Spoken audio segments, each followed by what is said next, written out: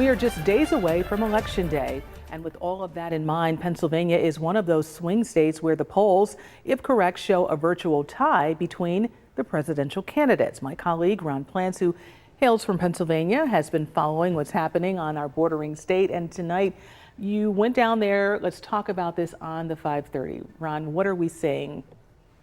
Okay, we'll start out with why it's such a tight race down there. We've been hearing this repeatedly. Yeah. All right, first off, it really is a swing state, back and forth. 2016 for Trump, 2020 for Biden, who was from Scranton, which probably helped his support 4 years ago. And apparently that's carried over to Vice President Harris. But also the voter registration margin in Pennsylvania. Let's do a quick comparison here with New York State, which has gone blue for Democrats since 1984. Republican Ronald Reagan won back then. All right, currently in New York State, overwhelming 6.4 million Democrats. 6.4 million Democrats, 2.9 million Republicans. You do the math, double. And then go also to Pennsylvania here right now. 3.9 million Democrats, 3.6 million Republicans. Only a 300,000 vote margin there separating these two major parties. So again, you see what's going on in terms of what's happening in the state of Pennsylvania and why it's so tight there. Yeah, and I think that's the one reason why you needed to go down there and just see it, because we know that a lot of them are right here in our viewing audience. So with it being so tight down there, there has to be concern about security as well, right? Yeah, actually, what we found out in regards to that in Lancaster and York counties near Harrisburg, district attorneys actually investigating fake voter registrations.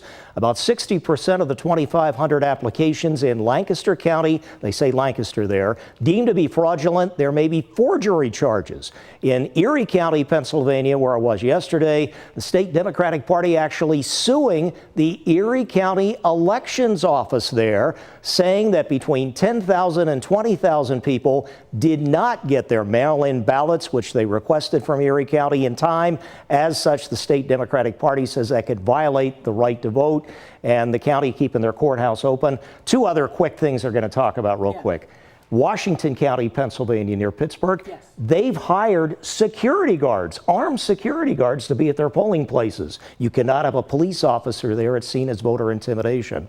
And the other thing, the elections chief for the state of Pennsylvania, he's doing daily briefings with the media for updates and to answer any questions they have. So you can see they're really trying to stay on it. And I think the other thing you pointed out, Ron, is such a difference, right, between New York State and Pennsylvania, and we're right there. It's our bordering state. Yes, it is. That's why everybody's watching, including from around the world, that we'll tell you about at 6. Can't wait to hear about that. That's going to be very interesting. This is our Ron Plants. He hails from Pennsylvania, and that's why he was down there. 2 on your side is your Election Day headquarters. Be sure to tune in on Tuesday, November 5th, when we are live streaming on our app, WGRZ Plus, from 8 p.m. until midnight. We're going to bring you up-to-the-minute results as they come into our newsroom.